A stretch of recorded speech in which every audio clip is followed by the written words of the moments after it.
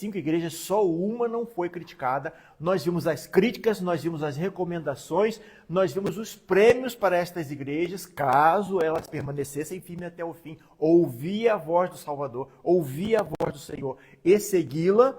E assim, nós vamos agora para Filadélfia, uma igreja missionária. Estamos aqui com missões inabaláveis aqui presentes, na presença do pastor Cláudio, e estudando sobre a igreja de Filadélfia. Uma bênção essa igreja. Vamos ver aquilo que Deus tem para nós a respeito desta igreja. Pois muito bem, uma igreja missionária. O nosso texto básico é Apocalipse 3, de 7 a 13. Vamos ler? Vamos ler o texto? Que lendo o texto a gente vai já aprendendo bastante coisa e depois nós vamos cair no detalhe destas coisas. Apocalipse 3, de 7 a 13. Já vimos Éfeso, uma igreja que perdeu o primeiro amor. Esmirna, nós vimos Pérgamo, Tiatira e Sardes domingo passado. E agora Filadélfia. Todos já têm aí o texto na mão? Então vamos lá. O anjo da igreja que está em Filadélfia escreva: estas são as palavras daquele que é santo e verdadeiro, que tem a chave de Davi. O que ele abre, ninguém pode fechar, e o que ele fecha, ninguém pode abrir. Alguém leia? Conheço suas obras, eis que coloquei diante de você uma porta aberta que ninguém pode fechar. Sei que você tem pouca força, mas guardou a minha palavra e não negou o meu nome. Eis que eu farei que alguns que são da sinagoga de Satanás, desses que se declaram judeus e não são, mas mentem. Eis que farei com que venham até você, prostrem-se aos seus pés e reconheçam que eu amo você. Próximo. 10.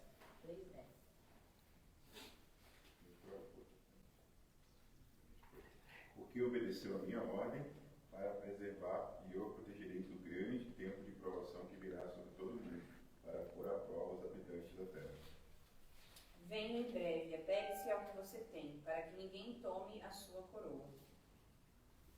Farei do vencedor uma coluna do santuário do meu Deus, e dali ele jamais sairá. Escreverei nele o nome do meu Deus e o nome da cidade do meu Deus, a Nova Jerusalém, que desce do céu da parte de Deus. E também escreverei nele o meu novo nome. Aquele que tem ouvidos, ouça o que o Espírito diz às igrejas. Muito bem. O versículo-chave: conheço as tuas obras. Já começando por aí, né? Jesus conhece as obras da igreja e conhece as obras de cada um de nós. Nós temos falado e temos insistido nisso, que o estudo dessas 7 igrejas não é para que a gente tenha conhecimento bíblico, conhecimento histórico, para que a gente possa julgar essas igrejas, não. Esses ensinos são para que a gente possa trazer para nós, puxar para a gente, puxar para cada um de nós e para a nossa igreja. Onde que a gente está assim ou não está assim, deveria estar, cuidados para que a gente possa não cair em armadilhas, cair em coisas que o Senhor reprova. Então, esses estudos são para que a gente possa aplicar em nossas vidas, amém? Amém. E assim, continuando, sabemos que ele conhece as obras da igreja. Qual é a igreja hoje? Filadélfia. Conhece as obras da igreja. É interessante porque às vezes a gente pensa assim: Deus não está ligando muito para isso, mas ele está conhecendo, ele sabe o que acontece.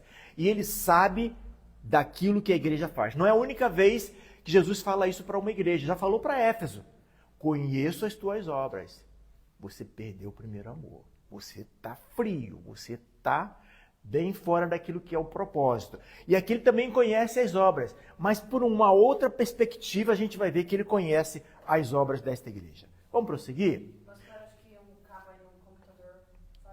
Falhou? Desconectou? Eu gesticulo muito, será que foi isso? Falo igual italiano?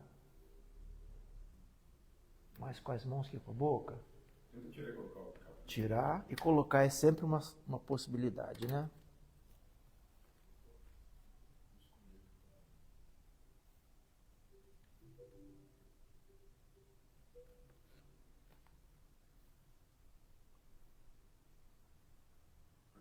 Pode iluminar que eu transmito daqui mesmo, você mandou para Mandei por e-mail, isso. Vai transmitido aí. A gente sempre tem uma segunda opção. Então, esta figura que eu vou apresentar aqui é uma chave.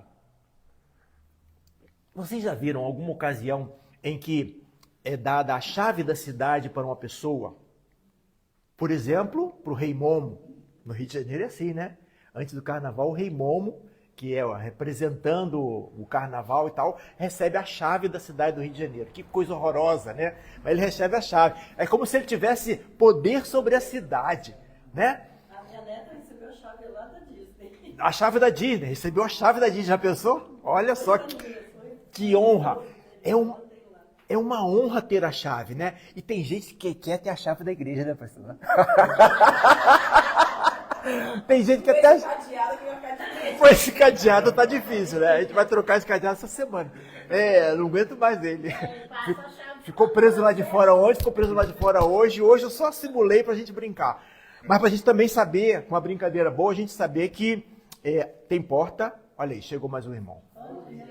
Meu irmãozinho, quer sentar aqui ou puxar uma cadeira? Você que sabe. Então a chave da cidade. A chave está na mão de que é uma pessoa que seja honrada, que possa ter aquele poder, aquele domínio sobre a cidade. Antigamente as cidades tinham muro e tinham portas, principalmente nessa época, né? Hoje em dia não tem, é apenas uma representação. Então Jesus diz que ele tem a chave. Que chave é essa, hein? Que chave é essa que diz lá? Chave? Não, mas você não leram o que diz lá? Chave?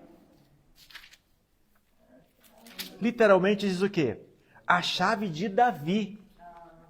Uhum. O que vocês acham que deve ser isso, hein? A chave de Davi. O poder dele? Davi era um rei, né? Davi era um rei. E aí fala lá da chave de Davi. Pra gente fica um mistério, né? Mas pelo menos a gente pode pensar o seguinte. É uma chave de autoridade. É uma chave de quem pode mesmo. Porque Davi, ele tinha, apesar de ser uma pessoa tão humilde, né? No início lá, era um pastorzinho de ovelha, o menor da família dele, o mais novo. Todos eles eram guerreiros e só ele cuidava de ovelha. Mas tem que lembrar que ele matou um urso, ele matou um leão. E ele tinha o coração de Deus, um homem segundo o coração de Deus. Então, a chave. Então, em primeiro lugar, ele fala que ele tem a chave. Ele tem domínio, ele tem poder, ele tem soberania. E daí, fala sobre uma porta. Vemos aí a figura de uma porta. É o pastor Paulo que está passando. A figura de uma porta. Uma porta que ela dá para o infinito, né? Dá para diversas perspectivas. O que representa uma porta? Quando você pensa numa porta, o que vem à cabeça? O que é uma porta? Hã? A entrada de algum lugar, mas não só a entrada, também é a saída. É a passagem, é o lugar onde você sai de uma realidade para outra realidade. Existe até nessas histórias aí de ficção e tal. Hã? Que você sai de um lugar e passa por uma porta, muda totalmente a realidade, não é isso? Então, a porta tem essa figura realmente de passar de uma realidade para outra, de você passar de uma oportunidade para outra oportunidade, uma outra realidade. Então, ele fala dessa figura da porta. Quando ele fala dessa figura da porta, será que tem a ver com essa cidade? Tem muito a ver com essa cidade. Muito a ver. A gente vai ver ao decorrer da nossa lição que tem muito a ver com essa cidade. Um parênteses aqui. Gente, em todas essas cartas, vocês já começaram a perceber que são muito espertos, que sempre que Jesus fala alguma coisa com figuras, tem a ver especificamente com esta cidade.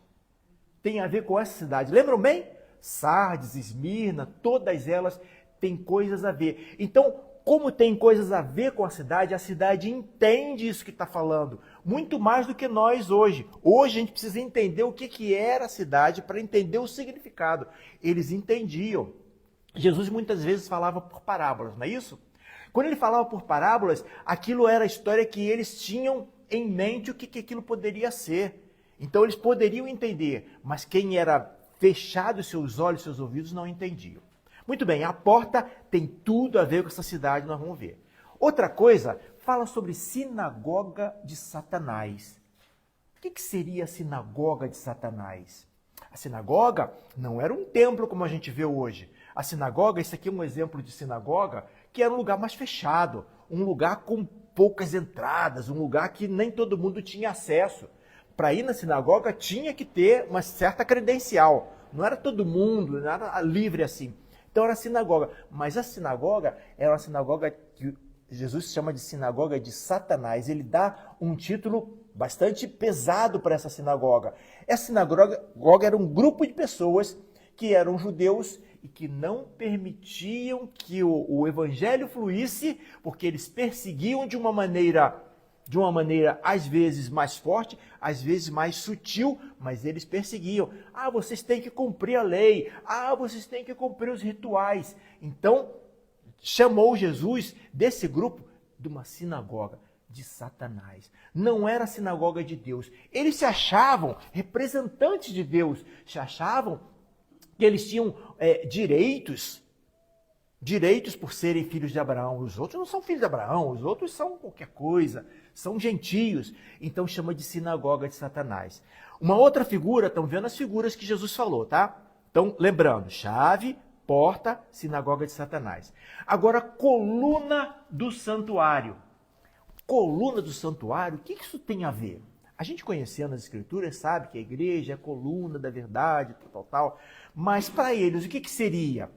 Coluna, se você olhar nos achados arqueológicos, você vai ver que tem as colunas. Tudo é derrubado, mas as colunas ficam muitas vezes, né? Então as colunas, elas são representativas daquilo que é firme, daquilo que fica, daquilo que tem resistência para suportar intempéries, coisas assim. Esta cidade, nós vamos ver qual era a característica dela para que Jesus falasse em coluna. Não falou para as outras, falou para essa. Por que será? Tem tudo a ver e nós vamos ver já já. Então, seguindo. Introdução, a gente dizer que a Igreja de Filadélfia nos convida a pensar sobre esse aspecto de portas abertas, aproveitando as portas abertas. Qual porta aberta que a CIB tem?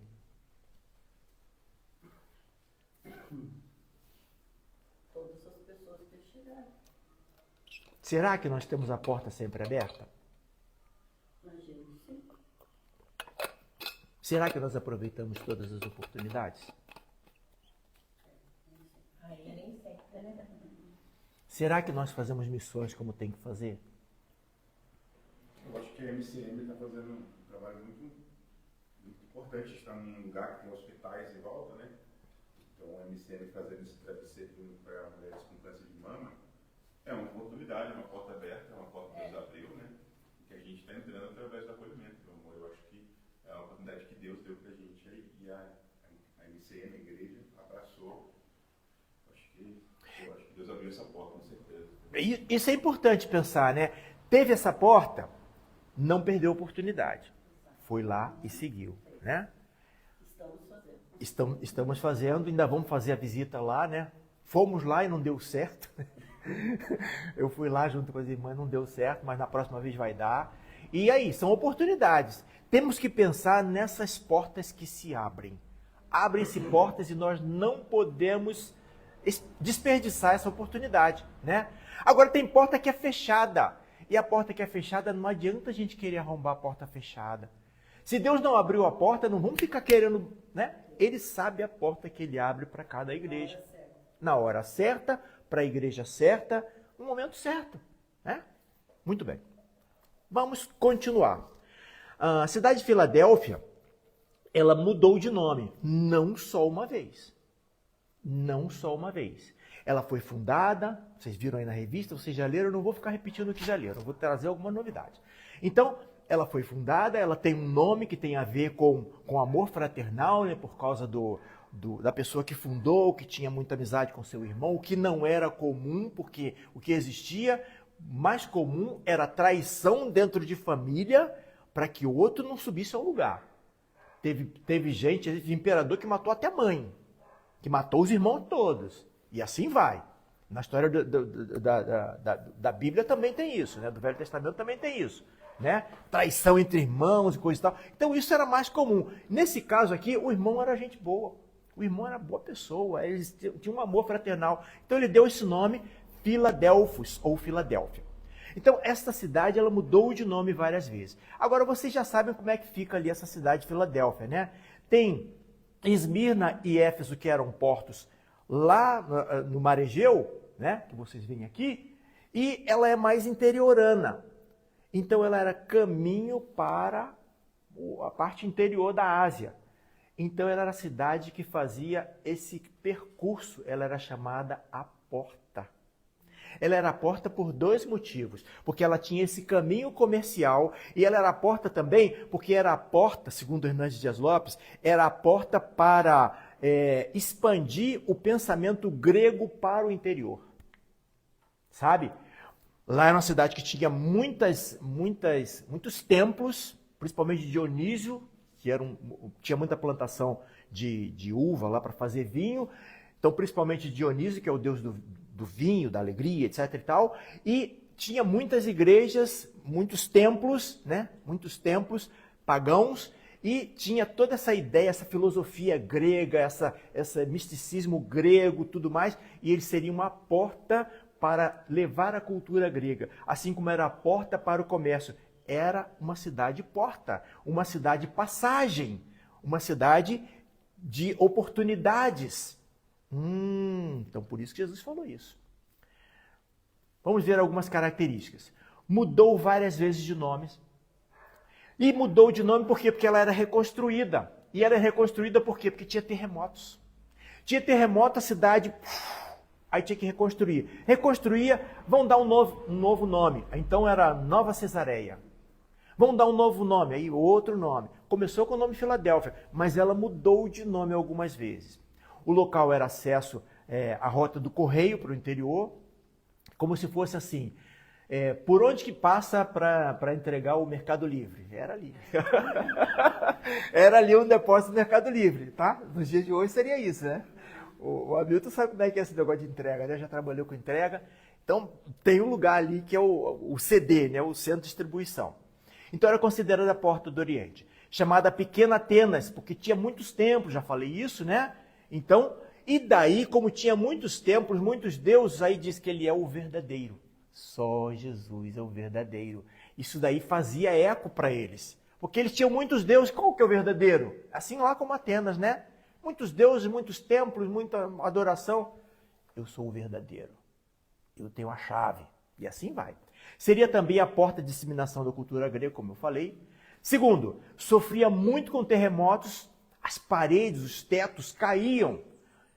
Disse até que tinha gente que fazia suas tendas do lado de fora da cidade. Queria estar na cidade, mas estava com medo de ficar ali. Então, ficava do lado de fora.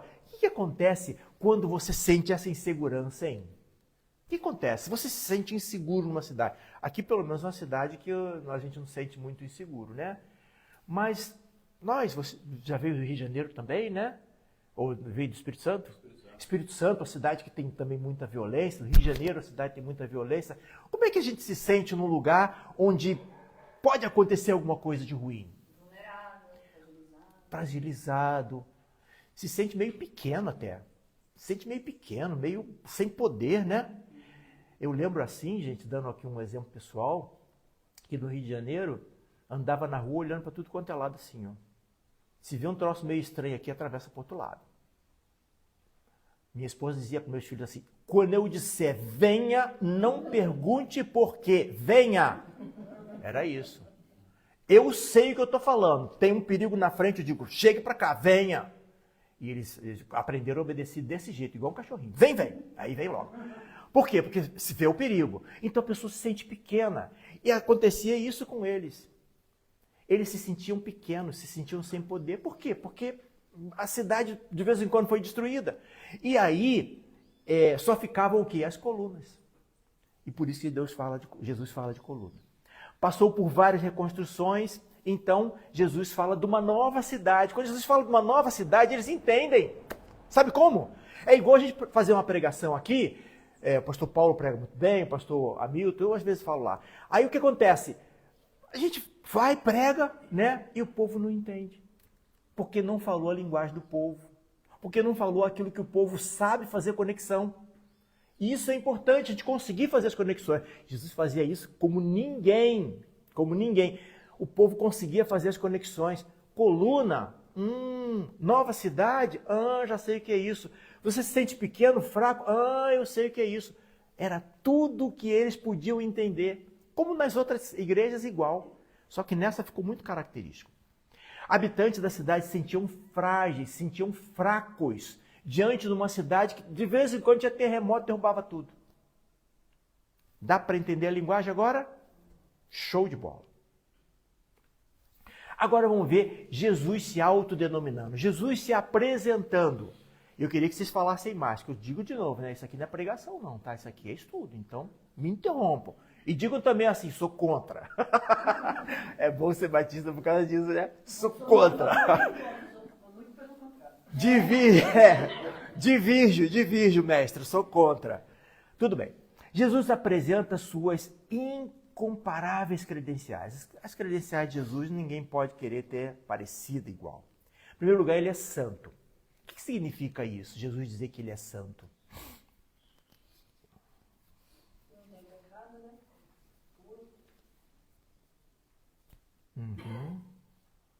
Gostei dele ser separado, né? De entendimento que eles tinham de Deus, de sincretismo, e não, eu sou diferente. Aquele que é separado.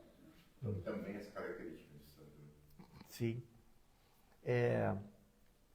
Ele é santo, ele é verdadeiro. Já disse aqui, né? Já antecipei, né? Tinham vários. Eu sou o único santo. Eu sou o verdadeiro, não sou aqueles deuses falsos todos lá. Eu sou o único santo, eu sou o verdadeiro. Então Jesus, ele tem essas características fundamentais. Depois ele tem a chave de Davi.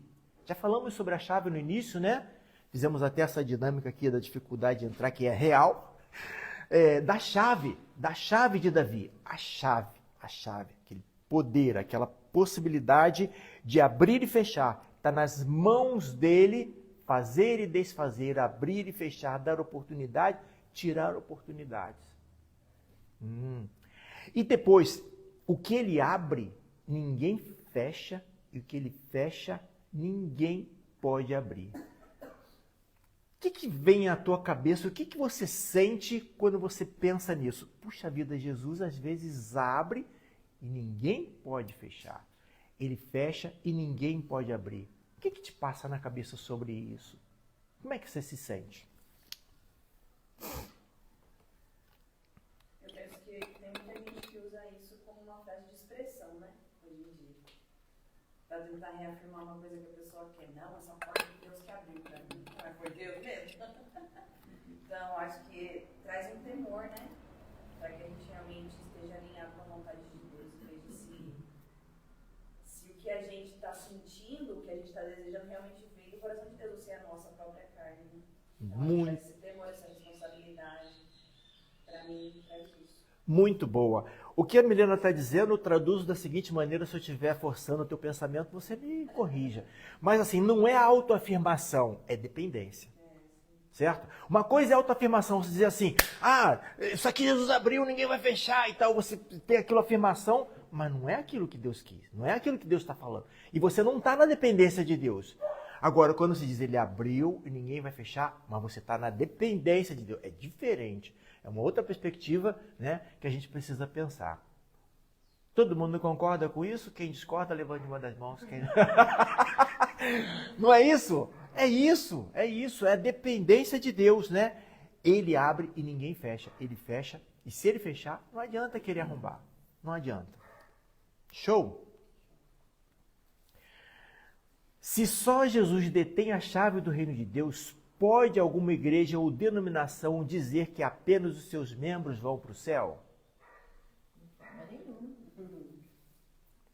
Apenas quem o pastor ungiu vai para o céu? Apenas o que o pastor mandou fazer é que é certo? Tem essa por aí, gente. Tem essa por aí. Não sai da bênção, não. Você tem que ficar na bênção. Você tem que ficar sob uma determinada autoridade. Que essa autoridade está na mão do pastor, está na mão do ungidão. E a gente precisa tomar cuidado com essas coisas. Cuidado com heresias. Né? Cuidado com essas coisas. Fique atento. Há diversas seitas que pregam que só X vão para o céu, que só assim vai para o céu. Se fizer isso, se não fizer, está na maldição e não vai, e assim sucessivamente. Então a gente tem que entender muito bem isso e não se deixar levar. Comentários? Se não, elogio. Eu conheço as tuas obras. Isso aí, às vezes, pode ser uma coisa que a gente fique meio assim, né? Nossa, não dá para esconder de Deus. Talvez fosse bom que a gente pudesse esconder, né? Talvez fosse bom que a gente pudesse... Não, peraí, eu tenho minha privacidade, agora não. Agora, nessa gavetinha, Deus não mexe. Eu conheço as tuas obras. É Jesus falando, conheço as tuas obras. Ele fala de um relacionamento prioritário entre ele e a sua igreja. Aquele particular que só ele sabe. Tem coisas que só Deus sabe na nossa vida, né? Tem coisas que não dá pra gente esconder. Pode esconder de muitas pessoas, mas de Deus não. Pode esconder do cônjuge, dos pais, enfim, dos filhos, patrão, colegas, mas de Deus não dá para esconder. A vida da igreja, bem como as suas obras, é conhecida primeiramente pelo Senhor. Ele conhece. Às vezes não é visível para os outros, mas é visível para Deus. O que te dá de sentimento ao pensar isso?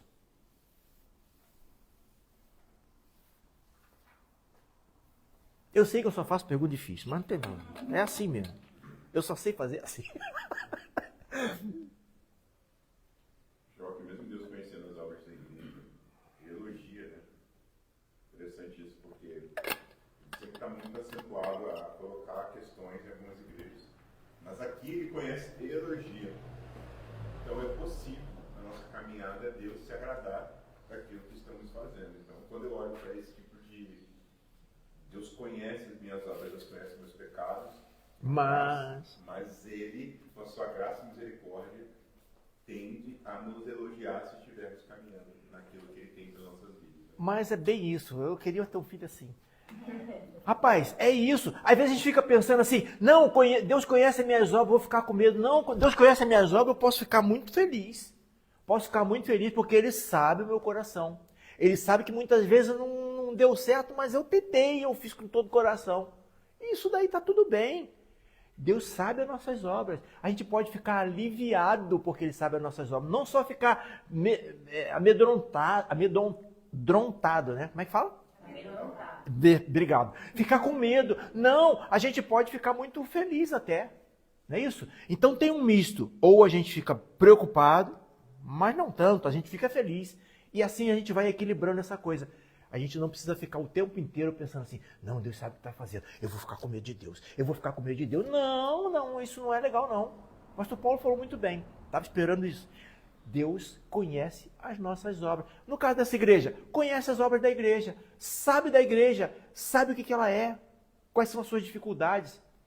Era uma igreja que talvez fosse pequena, gente. Talvez essa igreja não fosse grande, não. Não se sabe nem como ela foi fundada. E não se cita mais em nenhum outro lugar, sabia? Alguém pode me achar em um lugar onde mais fala da igreja de Filadélfia? É só Apocalipse. Eu não lembro. Se tiver, eu estou errado. Mas era uma igreja que talvez fosse muito pequena, nem sabe como é que ela iniciou. Foi nas viagens missionárias de Paulo? Não tem citação nenhuma. Não tem uma carta para essa igreja. E daí? Só essa carta de Jesus, né?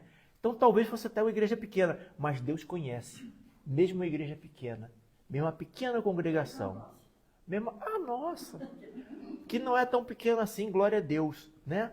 Apesar de não sabermos que obras eram, mas Deus sabia. Ele não fala que obras eram. Não, a obra de vocês é essa, é o coraçãozinho para mulher com câncer. Não precisa nem falar, mas Deus sabe. Amém? Vamos seguir. E eu penso que não só as obras, né, pastor, mas também o coração, né, principalmente. Porque assim, ainda que a gente tenha esse sentimento, ai, nossa, que temor, eu não vou fazer nada porque Deus vai me castigar. Ele sabe que você está pensando isso agora, então, tipo assim, não adianta. Bem porque isso. não é só o que a gente faz, né, o que a gente pensa, está por trás. Imagina. Muito bem. E daí fala também que tem guardado a palavra de Deus, né?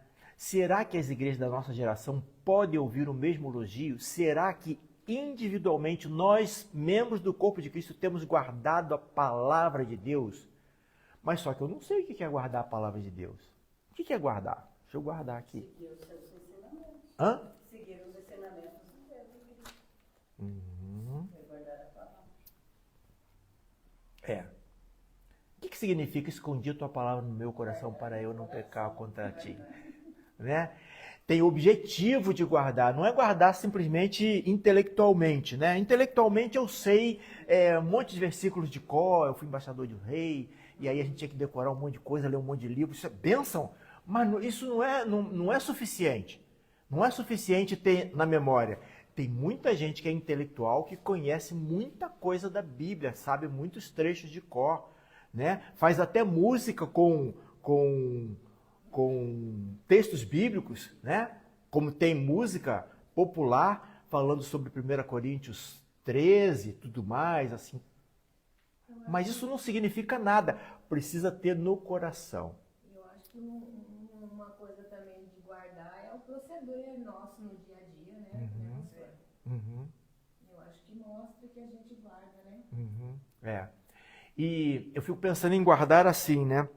Tem aquele salmo que diz: sonda, meu Deus, e conhece meu coração, meus pensamentos, né? Vê se em mim algum caminho mal. Mas não é só isso. Mas é assim: guia-me pelo caminho eterno, né? O conhecer para aplicar, para praticar é o que interessa. Porque só conhecer intelectualmente não é o suficiente. Muito bem. A porta aberta. Jesus afirma colocar diante da igreja de Filadélfia uma porta aberta que ninguém pode fechar. Associado ao versículo anterior e seu contexto, entendemos que Jesus está conferindo sua autoridade para esta igreja, né? Eu estou abrindo uma porta, estou abrindo uma oportunidade. A gente pode entender isso daí de muitas formas. Para o trabalho missionário, é uma forma importante da gente entender. Para o trabalho da filantropia, como é o caso, a gente pode entender dessa maneira. Para muitas coisas, né? Para muitas coisas. Eu tenho muito temor em abertura e fechamento de igreja. Abertura e fechamento de igreja. Inclusive mudança de local de igreja. Deus abriu uma porta. Eu vou fechar. Esse lugar aqui é um lugar terrível para evangelizar, né? Nós já sabemos disso, já temos tentado e é difícil. Mas eu vou fechar. Eu não sei, eu vou com muito temor. Se for, Deus vai falar muito claro. Igual às vezes o pastor Paulo fala assim, ó, só se passar uma baleia aqui. Aí passa a mulher gordando e falou, olha ali a baleia, não é isso. Não é isso. Isso aí não. Mas só se passar uma baleia. Tem que ter muito claro. Tem que ter muito claro para fechar uma porta que Deus abriu. Muito bem. A ideia da porta se refere a movimento, passagem. Neste caso, a porta aberta deve ser a deixa para que a igreja saia das suas paredes em direção aos que perecem sem Jesus. E não ficar em suas paredes esperando que as pessoas entrem. O que é igreja? O que significa igreja? Sim, mas o que significa? A começar pela palavra igreja. Não. E chamados para fora. Tinha que ser um pastor. Chamados para fora, não é? Chamados para fora. E aí nós somos chamados para dentro. Será que nós somos chamados para dentro? Né? Nós não precisamos ser chamados só para congregar, só para celebrar, só para comunhão. Não, nós somos chamados para fora, né? Para agir fora também, para testemunhar fora. A gente é igreja mais tempo fora do que dentro. Não sei se vocês concordam comigo. Dentro é momento de celebração. É momento de comunhão. É momento de reunião. Mas e o para fora? Que é todo o demais momento. Muito bem. E agora? Que repreensão Jesus fez para esta igreja? Ele fala ali, tens pouca força. Isso daí é uma crítica?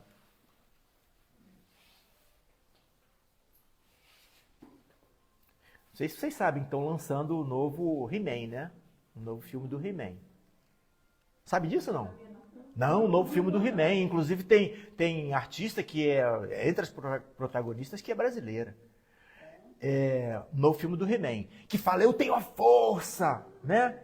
E é importante para o pessoal de hoje em dia que tem a força. Vai nas academias. Eu que vou sempre, não dá muito resultado numa rua. Eu que vou sempre, rapaz, a academia tá cheia de gente. É manhã, tarde, à noite, a hora que pode, as pessoas vão. As pessoas querem ter força, querem ter uma musculatura forte e tal. E as pessoas querem ter força. E Jesus faz essa observação aqui. Vocês têm pouca força. Isso foi uma crítica, foi um elogio? Às vezes você recebe um elogio e parece que é uma crítica, ou vice-versa, né? Isso foi uma crítica, foi um elogio? Foi o que isso? O que vocês acham? Parece que é só uma descrição, né? É mais um relato, né? Que tem pouca força. Então, o comentário da revista, resumidamente, diz que isso não é uma repreensão. Não é uma repreensão, é uma constatação. Né? Que eles têm pouca força. O que poderia ser isso? É uma igreja que não sente que ela é como a igreja, se não me engano, Sardes, né? Que sente que é muita coisa. E a próxima que vem agora, você que vai dar aula, né? A próxima? Ah, vamos estar sabendo agora. Aí, ó. Ficou sabendo em público. Ficou sabendo em público. É bom a gente passar assim, né? Porque aí tem várias testemunhas. Não tem como. Já aceitou, tá vendo? Então, que acha que é muita coisa, né? Você acha que é muita coisa, você é miserável, pobre, cego, nu, né? Você acha que é muita coisa e eles aí acham que é pouca força. Talvez fosse porque fosse em pequeno número, talvez fosse porque as pessoas tinham sempre medo, sempre acanhadas com as questões dos terremotos e tudo mais, mas era uma constatação de realidade. Mas não é porque é pequeno e tem pouca força que Deus não dá valor. Não é isso? A gente constata isso. Não é porque é pequeno, não é porque é uma igreja pequena que está apagada. Não é porque são poucos, já vai, pastor, que está apagada. Ela tem pouca força sim, mas ela tem valor. Ela tem valor para Jesus. E a gente precisa entender isso. Pastor. Pensando na questão quando a gente estava nos pequenos grupos ali, a gente tem essa igreja sede, na Ciberdade, aqui na rua, mas quando a gente vai para os pequenos grupos, 8 pessoas cantando um cântico, 8 pessoas ali numa casa, tendo a presença de Deus manifesta através das orações, da palavra, parece pequeno, mas há uma força espiritual acontecendo no bairro, né? Há uma possibilidade de alguém passar e olhar e falar, poxa, que legal isso aqui. Então eu fico pensando que muitas vezes, claro, Deus pode fazer uma igreja crescer, é importante ter igrejas grandes, mas as igrejas pequenas também, como nós, precisamos entender que se nós somos fiéis naquilo que Deus pediu para nós fazermos, seremos fortes. Então muitas vezes a gente pensa que para fazer muito tem que ter muito. Para fazer tem que ter disposição. Eu acho que essa igreja tinha algo que eu consigo perceber, disposição de servir a Deus. E quando Deus encontra um povo disposto, não importa se tem 5, se tem 10, se tem 1.000, se tem 4.000, tem ação de Deus no meio do povo. Então eu olho para essa colocação de Deus como vocês têm poucos, mas esses poucos estão fazendo. Sim. Então eu me sinto assim, motivado a continuar, a permanecer aí, porque Deus elogiou uma igreja que para muitos falam, é pequena e tal. Não sei se seria pequena essa igreja, mas talvez seria uma igreja que realmente, diante da cidade, da sinagoga, das pressões que ela estava vivendo, pô, cara, a gente é fraco. Tanta coisa acontecendo na nossa vida, mas Deus está falando, vocês têm pouca força, mas eu sou a força de vocês. Então, eu acho interessante essa circunstância dessa igreja, né? Às vezes, assim, eu estou falando, penso eu, não digo eu, não Senhor, mas às vezes não é número de membros ali, às vezes são as pressões que Deus colocou. Vocês têm a sinagoga em cima de vocês, vocês têm uma cidade que é uma cidade portuária com terremoto. Você imagina, se essa igreja souber que teve um terremoto, ele te olha ali e tem o que fazer diante de uma catástrofe como essa, uma cidade. Então é um sentimento, como você também colocou, de impotência. De impotência, assim, de, poxa, então Deus já falou, vocês têm pouca força diante do contexto que vocês estão. mas eu estou com vocês. Então, olhar para esse lado. Sim, sim. Vamos, senhor. Eu mando você falar. Eu não dou falar, eu falo. Não, mas eu acredito que as igrejas pequenas precisam ler essa carta com mais atenção. Porque uma igreja pequena, geralmente ela tem crise em relação à vontade de Deus. A impressão que a igreja pequena tem é que os resultados não condizem com a própria vocação da igreja. Então, por que nós não crescemos? O que nós estamos fazendo de errado?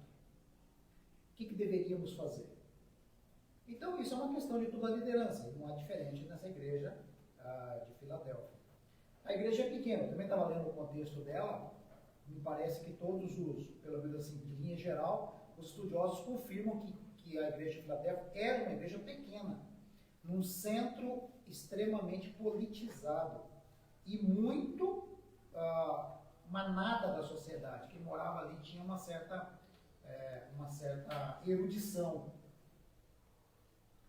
E, além disso, eles tinham um conflito interno. Quando ele cita a sinagoga de Satanás, são judeus que moravam na cidade e que atrapalhavam a propagação do evangelho.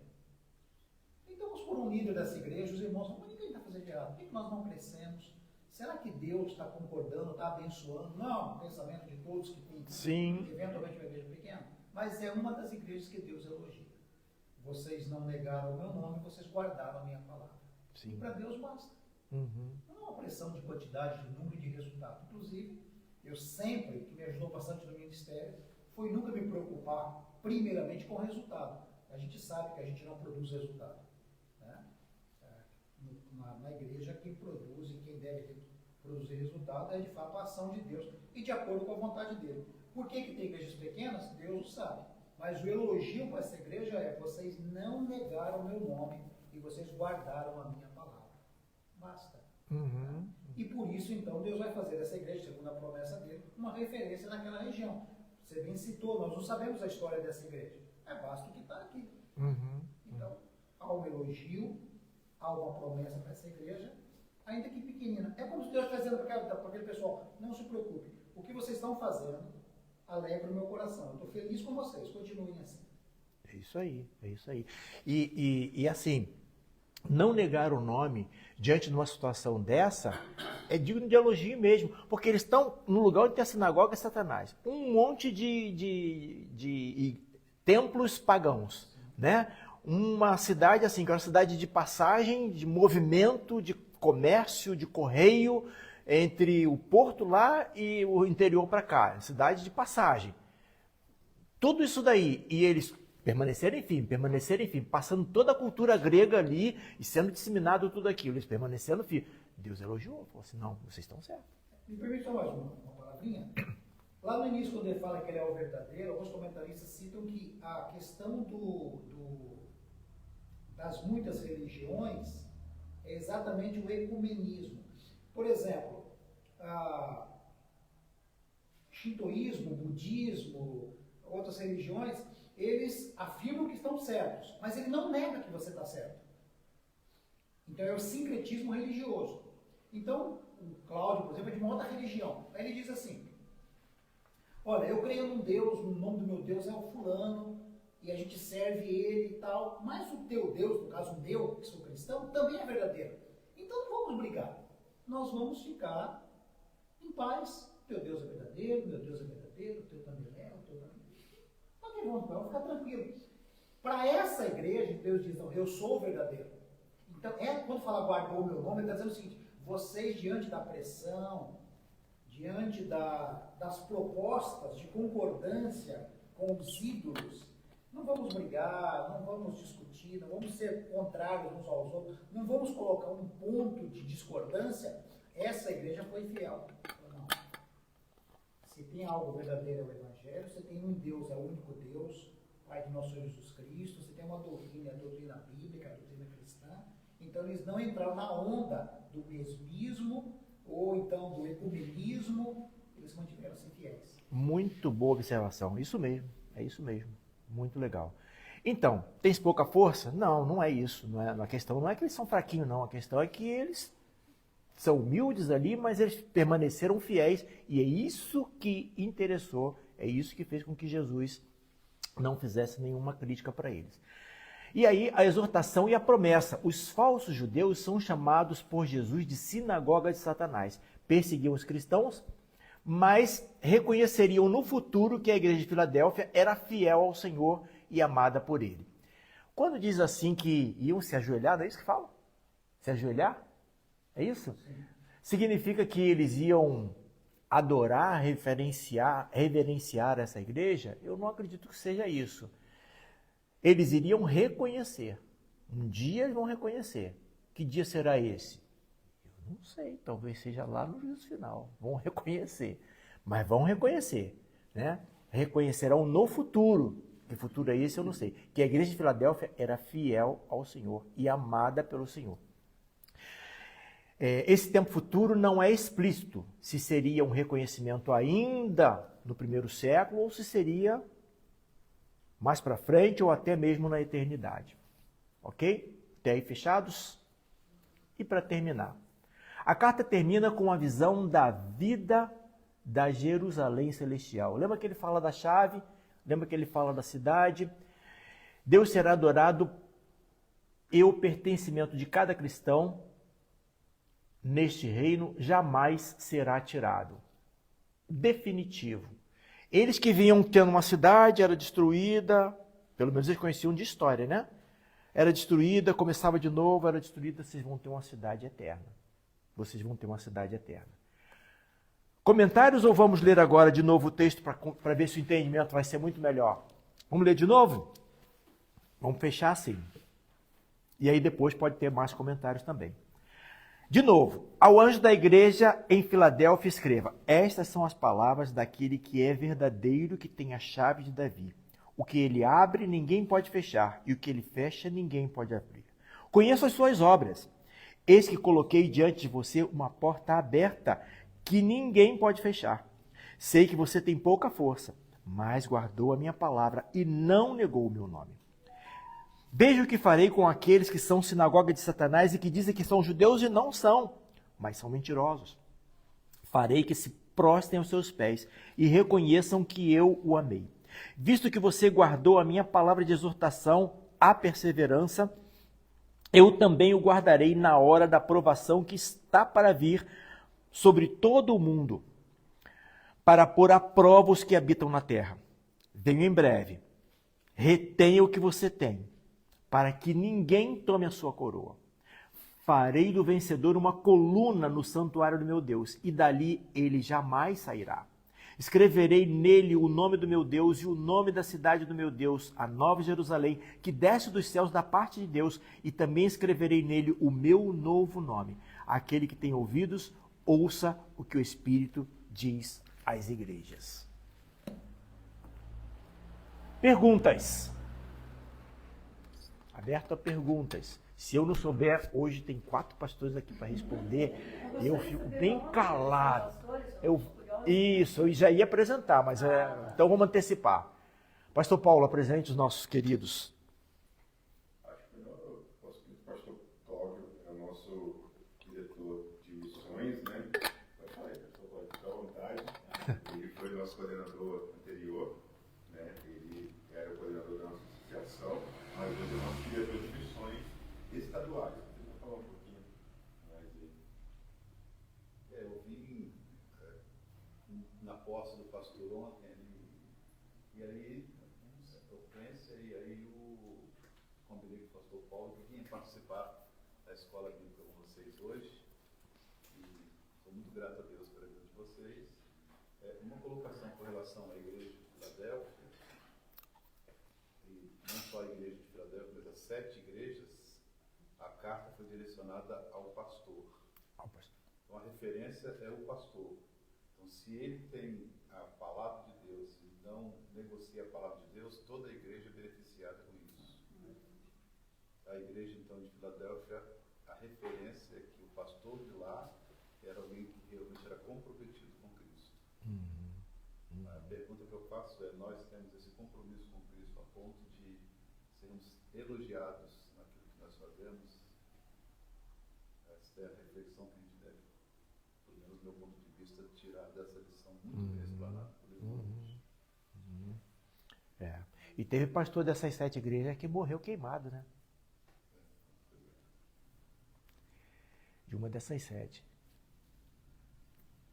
Esse é o nosso coordenador, Mas é aqui de Pastor Maringá Arlindo. ou onde que é? Eu moro em Curitiba. Ah, tá. o coração dele é Maringá, mas ele mora em Curitiba. Esse é o pastor Arlindo, né, nosso coordenador aqui da nossa associação do Noroeste. O que isso significa? Ele coordena uma região determinada do Paraná, somos nós, ali Paranavaí, enfim, essa região. Então ele é o nosso coordenador, ele que apoia as igrejas, conselha pastores, ajuda igrejas que estão sem pastor, então ele traz esse aparato da convenção. Ele é o pastor Arlindo, foi pastor em várias igrejas, jogou em vários times. Fala pra gente por quê, pastor Arlindo. Eu moro aqui em Maringá. Estou aqui desde o ano passado. Já é a segunda vez que eu moro aqui. Eu estive aqui em 2014, 2015 como coordenador também. E ano passado, fevereiro, eu mudei para cá novamente para continuar o trabalho que o pastor anterior estava fazendo. E o nosso trabalho é esse, como o pastor Paulo disse, que é apoiar as igrejas e dar suporte à igreja em alguns momentos de dificuldade, mas também treinamento, apresentar as questões da convenção, a visão da convenção para a nossa associação, na área de missões, direcionamento de igreja, capacitação de liderança, visão dos ministérios, tanto jovens, adolescentes, mulheres. Então, todas essas questões de trabalho da igreja de departamento, toda essa questão mais técnica, a gente tem trabalhado nesse setor. E também, quando a igreja fica sem um pastor, ou tem uma dificuldade com liderança pastoral e precisa de um amparo, a gente também se coloca à disposição para abençoar. É um trabalho bem dinâmico, vai depender muito da necessidade da igreja. Mas esse é o nosso trabalho. Em síntese, pastor Cláudio lida com missões no Paraná todo e a gente trabalha com a associação toda aqui nesse cantinho. São 9 associações no Paraná, né? Nós somos um estado muito abençoado, porque é o único estado, me corrija, Cláudio, se eu estiver equivocado, estado no Brasil que tem coordenadores regionais. Alguém copiou o Paraná? Só aqui. Só no Paraná. Então, só no Paraná nós temos a Convenção Batista Paranaense, que dividiu o estado em 9 áreas e cada área tem um coordenador. Então, isso deixa as igrejas muito mais próximas da convenção e deixa a convenção muito mais próxima da igreja. Todos nós somos abençoados nesse sentido. Eu falo isso porque eu venho de uma igreja batista que não era da convenção. Ah, sim. Então, era um pastor missionário que veio do exterior, formou várias e foi formando igrejas. Então, não seguia a convenção. Então, agora é a primeira vez que eu faço parte de uma igreja que tem isso. Olha só. Então, eu sou curiosa também. Ai, pode Curitibana perguntar, também. Curitibana, não, sou Catarina, sou de Santa Catarina, mas viver quase toda, acho que minha vida em Curitiba. Agora, depois da pandemia que eu vim para o norte. E aqui eu estou há 3 anos. Não, mas pergunte bastante. Mesmo porque o pastor Enéia, pastor Paulo, pastor Hamilton, são pastores muito convencionais, conhecem da estrutura, então faça tanto para nós, para Essa também estrutura para que eu eles. não conheço. Excelente, pode perguntar. Inclusive, durante esse período agora, junho até agosto, vai ter muita informação mostrada a área de missões, o que está acontecendo no Estado. Tem vários vídeos que serão apresentados nos cultos, eu acredito nos cultos da noite. Então a irmã vai aparecer um pouquinho mais. E o pastor Arlindo, ele é o representante da convenção aqui na região. São 34 igrejas, não é isso, Arlindo? 34 igrejas, 6 congregações. Mas em todo o Paraná nós temos cerca de 400 igrejas e congregações. 67 mil batistas.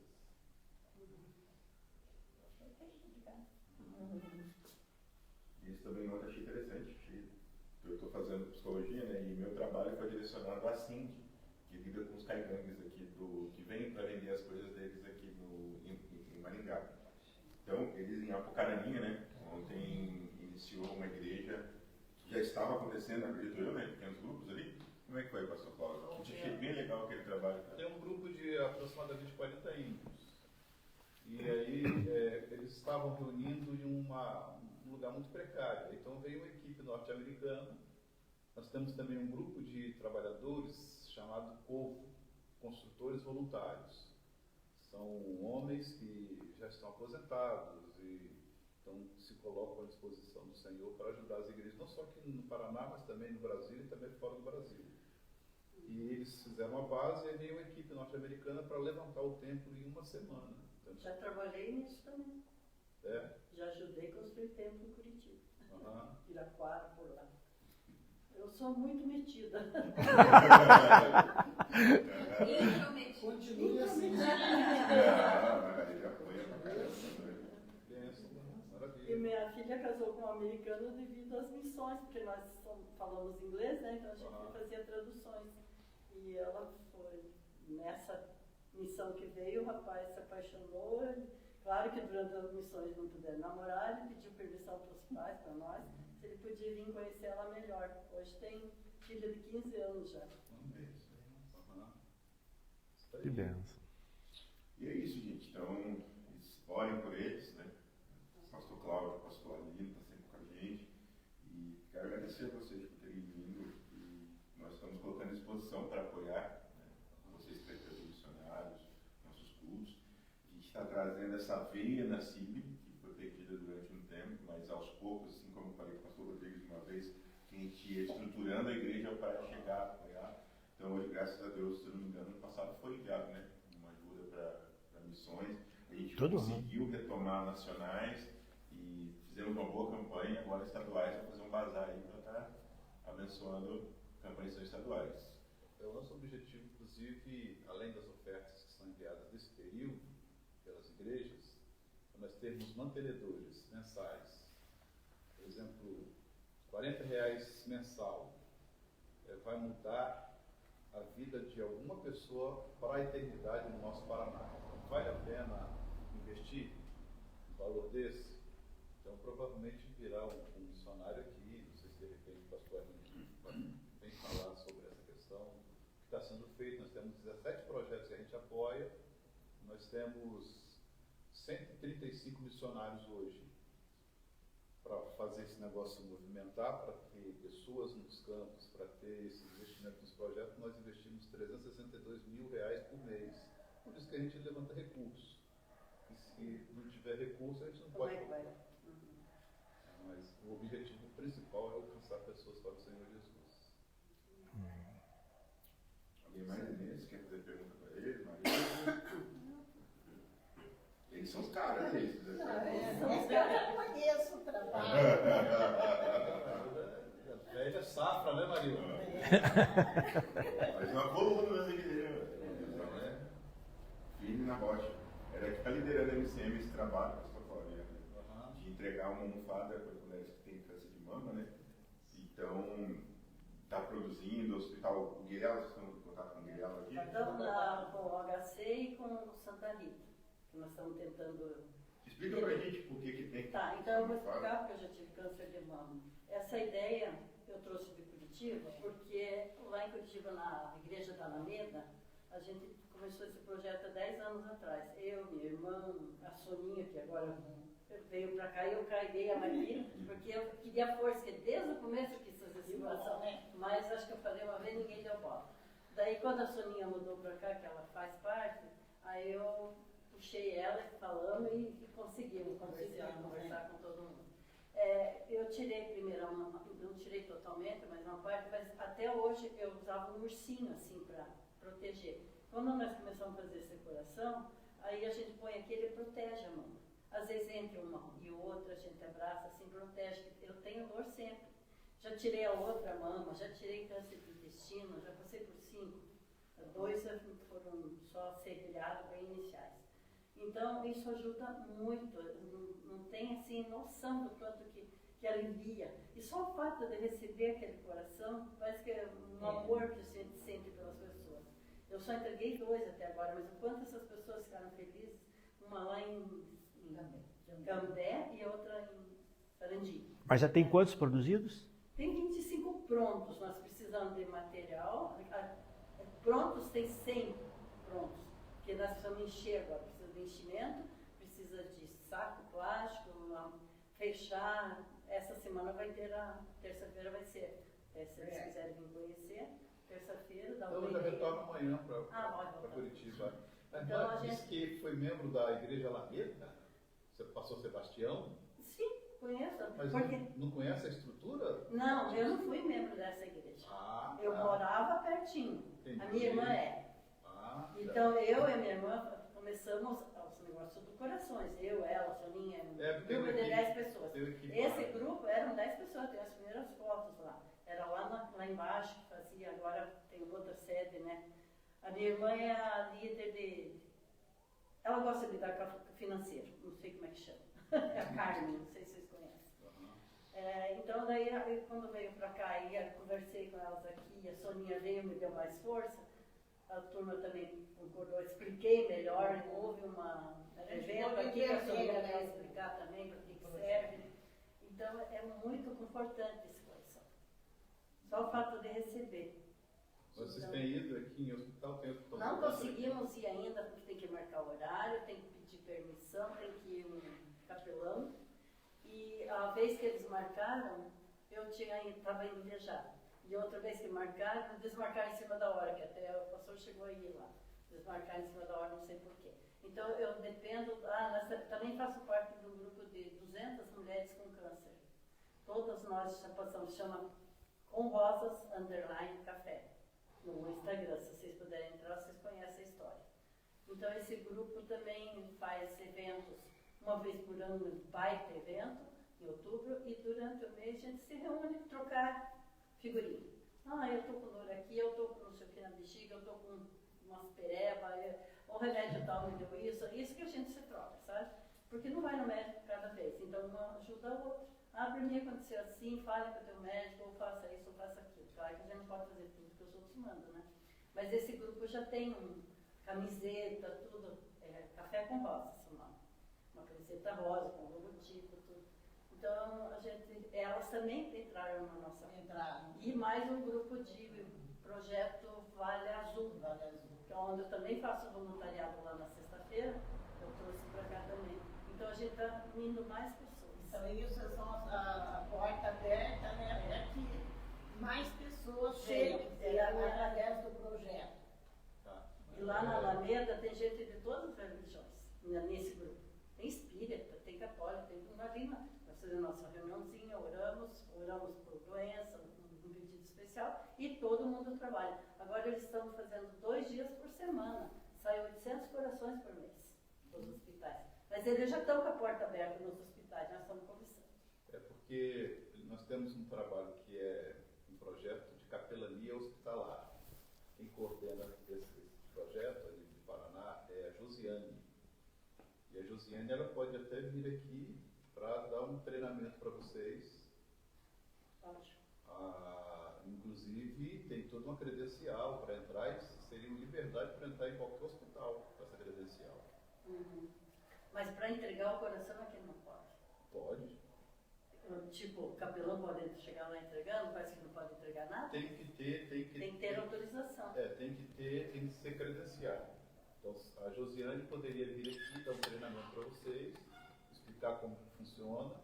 Lá em Curitiba, nós temos vários hospitais que são atendidos pela essa capelania. Há mais de 100 voluntários.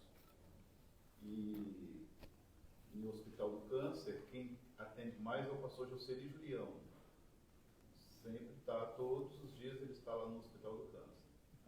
Esse contato nosso das Café com Rosas, elas têm o contato do hospital, elas já fazem esse trabalho. Elas levam, como é que eu digo, agrados? O que a gente chama, como é que a gente diz agrados? Eu fico às vezes em dúvida na palavra. Um brindezinho, uma lembrancinha, fazem uma oração, se permite, se não permite, às vezes fica só do lado de fora da porta, orando também. Elas não, ali também tem gente de todas as religiões, mas as líderes são cristãs. Ele tá quietinho ali, mas ele é capelão formado pela Favopai. Por isso que nós dependemos do levar ele. Pela Favopai, eu fui formado em 2 lugares, pela Favopai e por outro lugar. Tem duas credenciais. Eu fui lá, não sei se você lembra que eu estive lá. Aí eu comecei com a Josi, tudo bem, ela até me mandou algum material, mas acabei não trazendo para cá. Porque minha ideia com ela era uma outra coisa, era me capacitar para eu abrir frentes. E aqui, no caso ali, elas também seria mais ou menos parecido, mas com esse projeto. Ele pode dar curso, pastor Paulo, se ele quiser com o Josiane alguma coisa, assim, para essas mulheres aqui? Pode. Pode. Só que aí a Josi dá toda a orientação como proceder. Né? Tá. Então treina todo o pessoal. Ela pode vir aqui treinar como deve fazer, inclusive entrega. Eles têm lá um coração que entregam nos hospitais. Não só coração, eles entregam Bíblia, eles entregam em épocas, Dia das Mães, em todas as épocas eles têm é uma equipe muito grande. Eles têm literatura para criança, inclusive história em quadrinho e tal. Tem uns livrinhos desse tamanho assim, com poucas páginas, e ali uma mensagem rápida, mas que atinge. Eles faz parte do Hospital da Criança lá, eles fazem isso. Eles têm uma bonequinha que eles fazem lá, monta a bonequinha para criança e tal. É muito, muito bacana. Trabalho muito bom. É isso? Então é isso, né? Mas foi bom conhecer um pouco de cada um. Então vamos orar pelo pastor Cláudio, pelo pastor Armindo, agradecer ao pastor Inês pela obrigado, excepcional aula sobre uma motivação de sermos igrejas fiéis àquilo que Deus colocou para nós. Orar também agradecendo a Deus pela nossa igreja, né? E também pelo culto da noite. Hoje eu vou falar do amor de Deus, eu vou pregar sobre a angústia de Jesus no Getsemane. Então, a gente vai ver que Deus, ele sofreu muito por nós, por amor, para nos entregar a presença completa através do seu Espírito em nós. Então, venham à noite, estejam juntos, vamos estar orando. E agradecer mais uma vez ao pastor Cláudio, pastor Armindo, quanto para a gente missões aí, a gente está estruturando a igreja, missões nacionais são muito bem, graças a Deus, batemos a meta que a gente colocou, então, superamos a meta, na verdade, graças a Deus, então, que nós venhamos a continuar ligados naquilo que Deus está fazendo no Paraná, né? Inabaladas, como diz as missões, muito, muito bom o termo, né? E, se Deus quiser, trazer a gente aí ainda, ó. Vamos abrir a igreja aí, para o pessoal conhecer os missionários cada vez mais, estamos todo mundo juntos. Amém. Querem falar alguma coisa sobre missões? Está lindo. Vai ter um conexão da PIB, né? Vai até dia 20. Eu só perguntei que já estou promotor de missões aqui, para a gente estar. Não sei se está no grupo de promotores de missões. Rosana está. Rosana, aí vai lá. Tá, ela tá. Então ela está acompanhando lá então. Porque no dia 20 nós teremos 3 lançamentos de missões.